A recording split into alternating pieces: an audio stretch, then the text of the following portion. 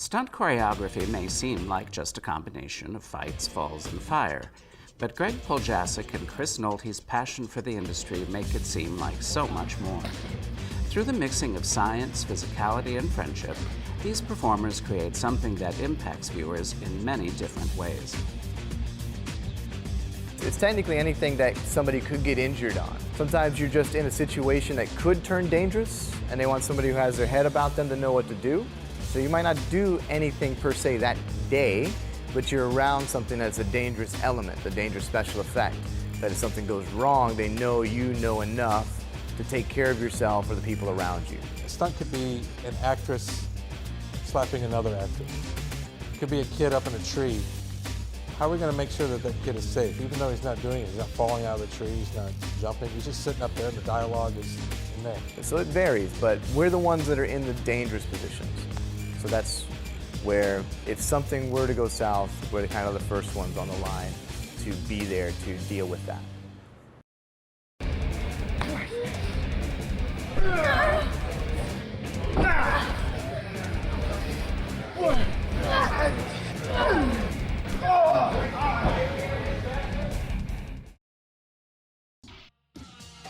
For film and TV, the camera, that's your, if you don't do it right for the camera, it doesn't work. When I first shifted from stage, I was like, cool, I can do the stage stuff, no problem.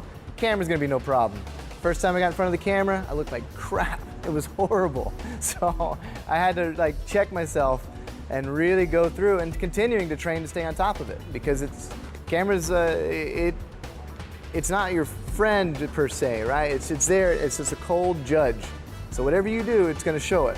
Camera only sees in the two dimension, so just a simple thing where a person is throwing a punch to another person, depending on where the camera is at. If the camera's level, it might just be, you can miss a person by this much, and it's my performance of throwing a good punch, the other person's performance of receiving a punch. If I throw a good punch and the other person is like a dead fish, it's not gonna look good. It's a dance. A lot of times they use the term, we're gonna dance together, But then you put a camera higher up on the angle, and now when you throw that punch, it looks like you might be hitting them in the sternum when you're meant to be hitting them in the jaw. So you might have to throw that punch at their hairline just because that camera angle reads that you're hitting them in the jaw. So those are things that come into play. Because you can be more specific with it and really get the meat out of it, you look at it and say, all right, well, let's do this, let's amp this up a little bit, or your punch was a little off, or the kick was a little off, right? Those things are okay. It's nice to not have to have it be one and done, because then you can really work towards it.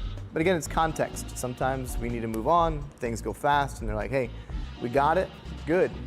I've had those where it's you do a fall and bam, all right, cool, that fall was good, we can move on. Awesome. It did my job, went in, we didn't need to do it again. But then there are other times where it's fairly simple and we did it a bunch, 7, 8, 9 times. It just depends on the situation, I think. I enjoy the community aspect of that we share ideas, we work together, we build off of each other, and some people come from gymnastics backgrounds, some from sports backgrounds, some from acting backgrounds, some from military backgrounds.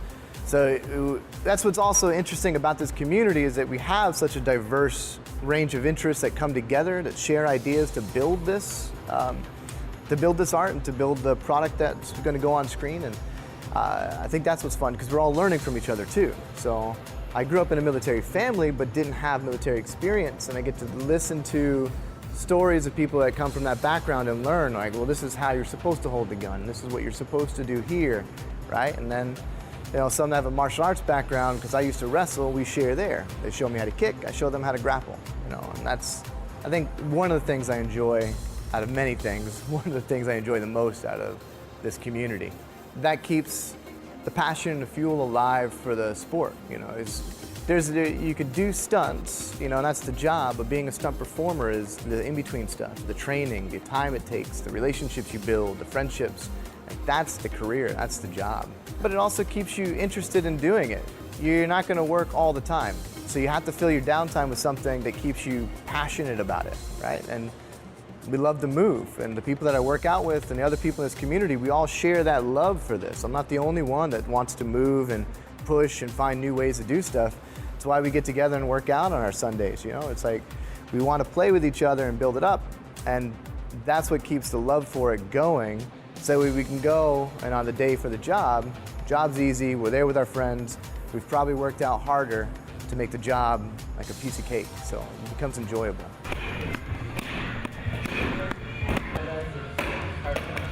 I like telling stories physically. And then the odd thing too of telling it through physical violence, right? You're telling something, you're moving a narrative with your body, with physicality, with violence. And I've always found that fascinating. I'm never going to learn enough about this business. There's never going to be a finish line.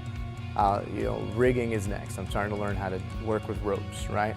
Never knew anything about knots. Now I can do this, and then that helps with this, right? And then fire with chemistry, and then physics with air ram. Like, you have so many pieces to this industry that you can just dive in for your entirety of your life. And then when my body doesn't work anymore, I can do other things with it. For me, on the puzzle piece making side and the intellectual side, it gets to marry both of them, right? I get to play with sciences over here and continually learn something. I get to play with physicality over here and tell stories.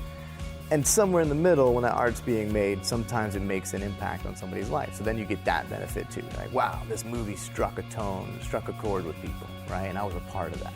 I think that you find the longer that you're in it, and I find myself very fortunate to still be in it.